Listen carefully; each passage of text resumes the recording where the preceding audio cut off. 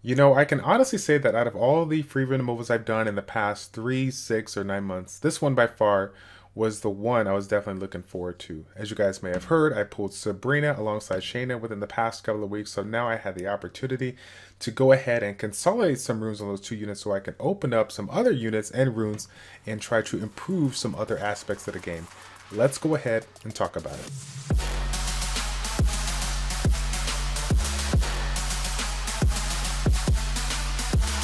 What's going on, everybody? It's Childish. We're back at it again with a nicely shaved bald head and some new and improved units for you guys. Today, we're going to be jumping into some post-free rune removal. We're going to be showcasing our units, talking about some of the changes that we made, and then, of course, take a look at some of the new and improved units that I'm going to be playing around with in RTA. So, first and foremost here, when it comes to free rune removal, I mean, everybody's different about it, how they go about it. Some people literally strip all the units and then work from a specific priority list. For me personally, I've always essentially kind of created a priority list, but most of the changes that I make are made on the fly. I don't wait for free rune removal to come around. It just so happens that I had a couple of changes to be made, and you know, with the two new units, the twins, we definitely want to mix some things up here so that we can strip some other units and try to incorporate some of the runes on possibly some PvP units. So that's what we did. So first and foremost, we'll go ahead and show the twins right now. I'll probably show a little bit of gameplay from my newly ruined team. So when it comes to GB10, we can kind of cross that one out the board. We run a Devolution, Teshar, Lagmaron, and Galleon. So none of those units got changed because for the simple fact that I generally run I run two Galleons, right? I use one for my speed comps or whatnot when it comes to just regular B10 runs or TOA. Speed TOA. So I left that one alone. Lucians I leave alone because of course I use them for regular arena and whatnot. And Lagmaron and Teshar were already built. They're sitting pretty good. There was no changes that need to be made, so nothing to alter on that one. But obviously when it comes down to the top two, in my humble opinion, I think this is 0-2, the top two twins out there, the Water Boomerang Dancer as well as the or Water Boomerang Warrior as well as the Fire Chakram Dancer, Sabrina and Shayna respectfully. When you get the opportunity to pull those, it is definitely a really good idea to see what you could do to consolidate some decent runes on it, because if you are running three separate compositions, right, B10, you know, GB10, DB10, and of course NB10, you're spreading out your runes quite a bit, and possibly some of the things that you're looking to play around with in PvP might be able to open if you were to you know, micromanage your runes a little bit more and just focus on one team over the other. So Shayna, she actually, for the most part, she's running a Violent Blade set. These runes are going to be very similar to Stella. Out of all the changes that were made for my original DB10 team was Vertihill, Galleon, Stella, Tark, and Luna. Vertihill Galleon is not going to go anywhere. Those are the gold standard for speed DB10 runs. And Luna, of course, was not changed because she's just one of the strongest nukers in the game. So the other two spots were easy ones to switch out. You know, for most people out there, Tark, speed base, you know, on that second skill, but more importantly, that third skill, that group hunt that allows you to pull other units. The reason why he was in there is essentially when Galleon missed a break or a defense break or time to loot, or if Stella missed their defense break as well, I'll be able to pull in those units, reduce those cooldowns, and try to keep things going, you know, relatively fast there. And so taking those out there, even though I don't have the extra addition, obviously with Shayna's skill, the passive that provides a defense break, we got the stun chance there. With the AoE, we have a lot of opportunities to generate some quick damage here by means of her second skill. So it was without question that we actually had to invest a decent amount of runes, not only for the fact that we want to make sure that we can synergize it well with our team, but also have enough HP to go ahead and make it work for Necropolis B10, you know, because we don't want to have like super low HP here. So she's doing pretty good right now. Speed, crit, damage, attack, no outside of that, no real big changes on here. I wanted to make sure that she was faster than Sabrina due to the fact that she does have that second skill, you know, the AoE, and then the pass with the defense break. I want Shayna to go ahead and go first so that I can have the rest of my DPS, whether it's Sabrina or Luna respectfully, follow through and possibly get that one shot so we can push through those first four stages and take them out there. Sabrina was also, she originally was on, I mean, both of these units were on broken sets. Now they're on, like a speed, crit damage, attack. If I had the attack, if I had the speed substats to take it off and go like with attack, crit damage, attack, I definitely would.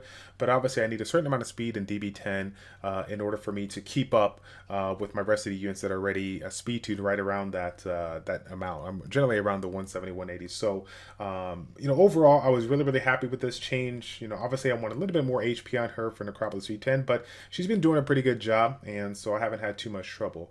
My original team that I was talking to you guys about, it bounced anywhere from 50 seconds upwards of like a minute and 10. I'd say an average of about a minute or so.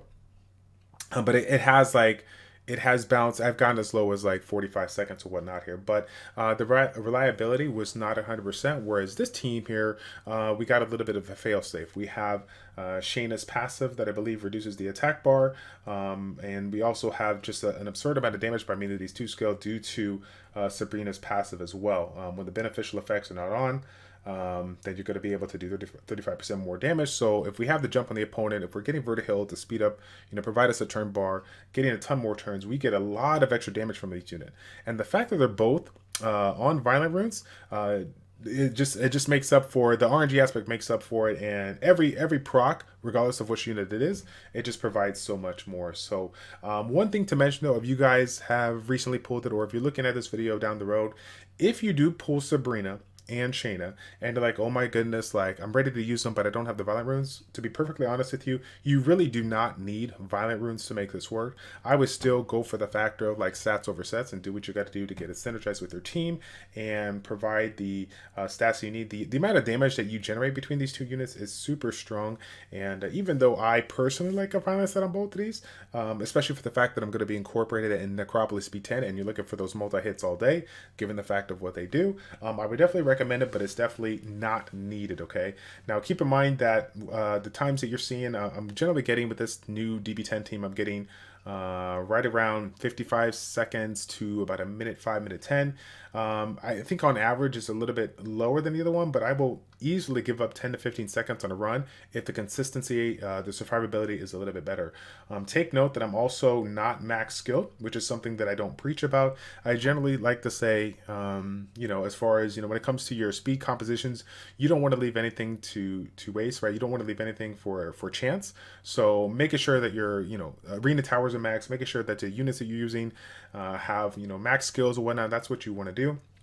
To get to get the highest damage and highest reliability as possible. So her stats could have been a little bit better, but I wanted to make sure that she had a small amount of accuracy. Again, she has that defense break, she has that attack bar reduction. So you want to make sure that when you're building this one, don't even though you want to get the certain amount of stats to be offensive, you still need to consider the accuracy, given the fact of what this passive does and the second skill does as well here. So as far as the Necropolis B10 team goes, originally we were running Teshar, we were running Shiwa for our multi-hits, we ran Huahi for our healer with the multi-hits, and then we ran Double Edge.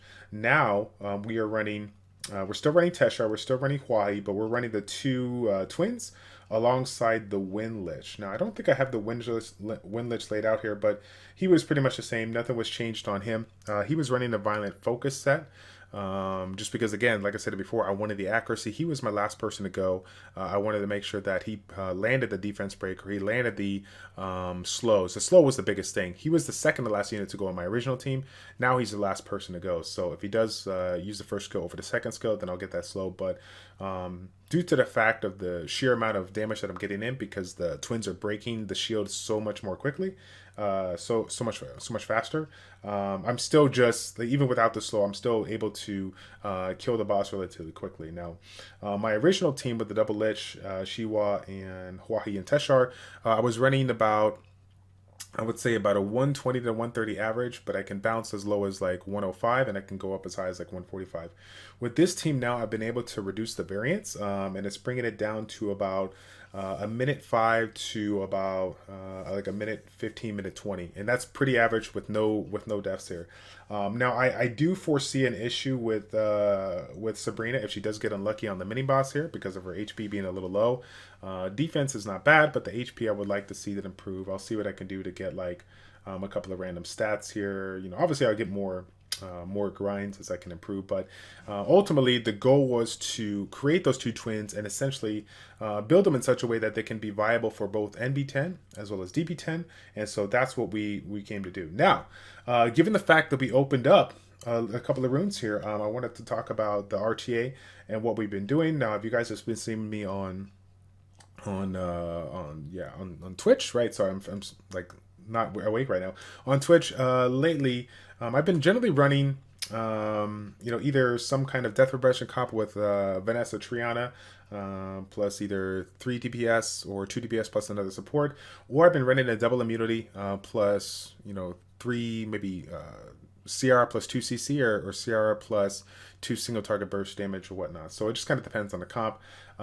Still playing around with Bestep, but generally speaking, I've been leaning more towards not trying to get the first turn, just because I don't have the speedy runes to back it up with my other units, and just kind of focused on having the will, having the double immunity, just trying to play a safe game. So.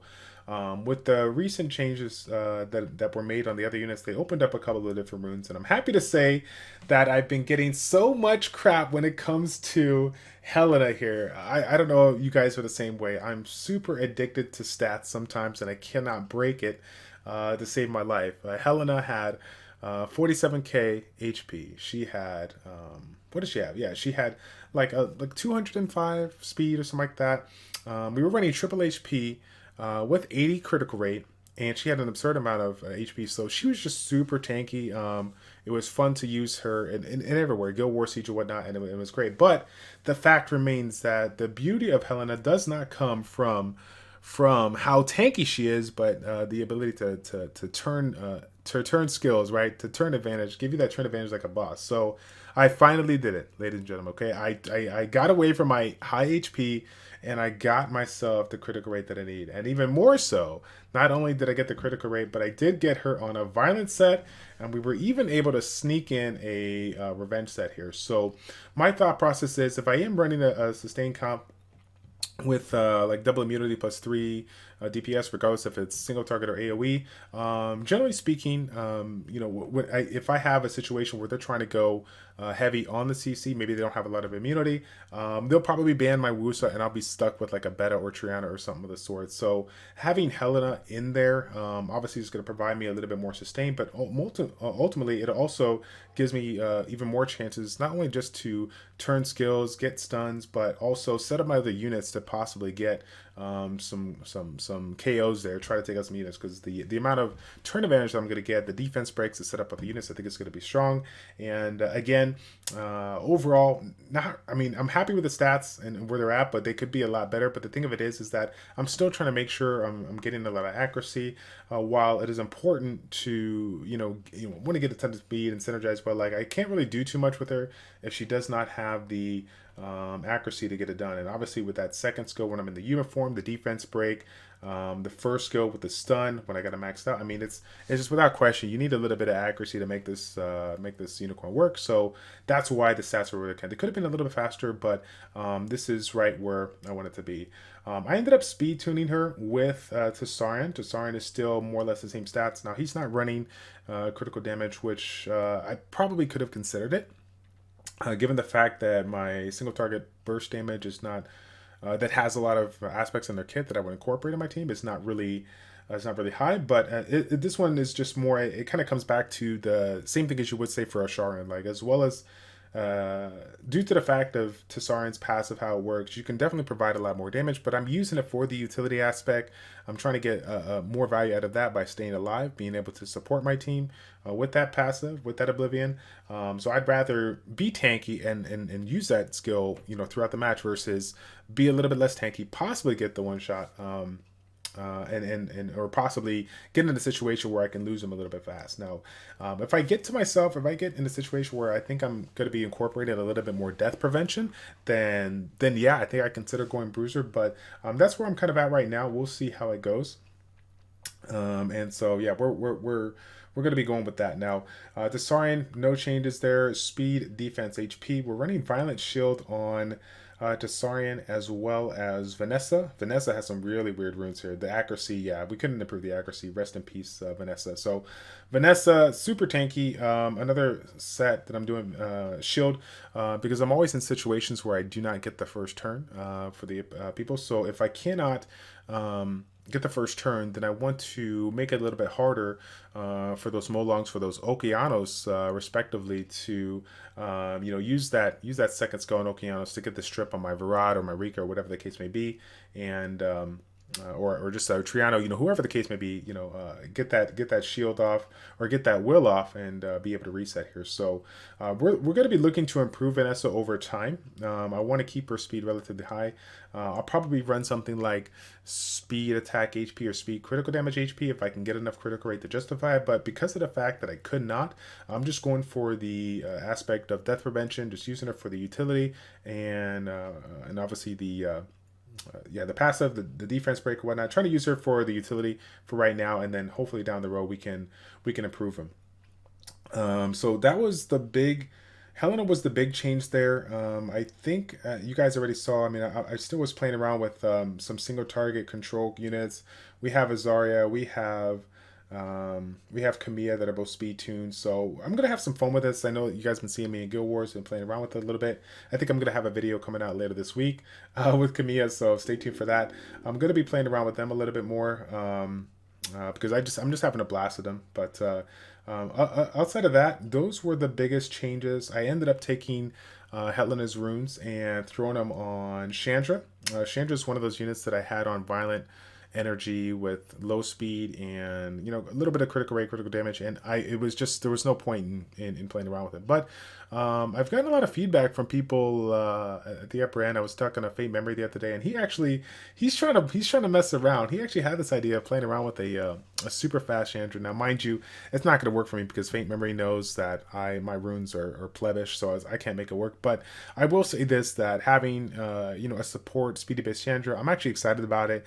And given the fact that this Swift set has I can run triple HP with pretty much high, like super high critical rate, I think it's going to work really well because we're going to get a lot of extra get a lot of extra stuns. We're going to get chances to get ourselves that speed buff. So we're going to be turning that attack bar pretty quick. So will I play around with it in RTA? Probably not.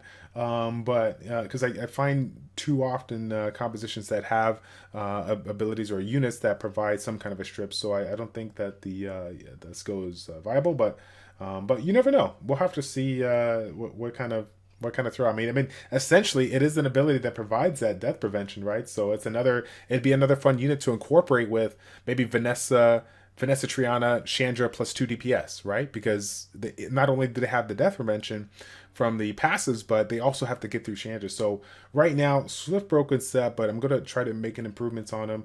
I want to get him on if I can't get him on the super fast, violent runes for, like a violent revenge or whatever, I'm going to try to go Swift Revenge, because if they can't take out the unit that they want and they have to focus on Chandra, then I want to have an extra chance to stun with the first gun, not only stun, but also put up that speed buff so I can, just gain even that much more speed. So I think he's going to be fun. I'm really looking forward to playing around with him.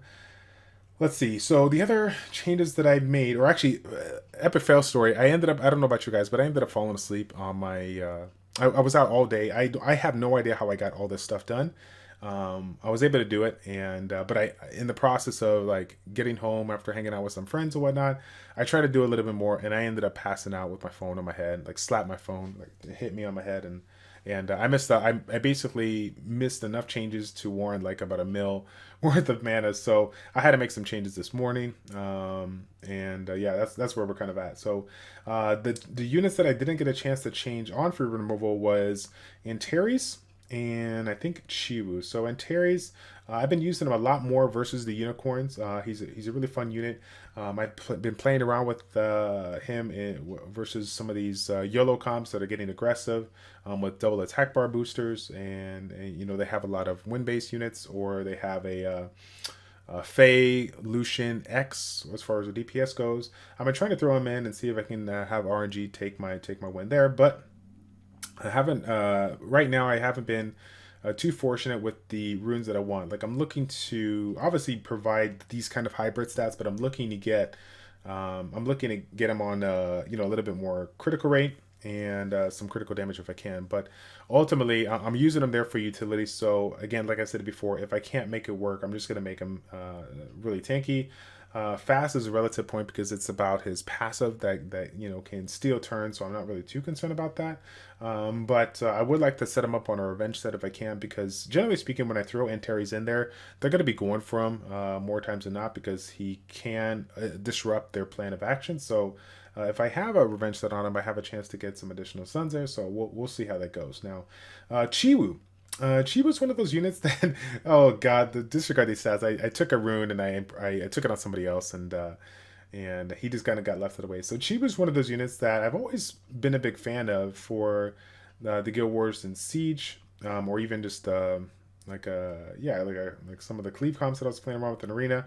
I was always a big fan of him, but it was always to the point where if I wanted to try to bring in a different style for RTA, I really couldn't make it work because he was my only essentially reliable stripper, right? I need to, if I want to work in some kind of yellow comp, then I'm gonna need two strong strippers to in it to get done, just in case that someone gets banned.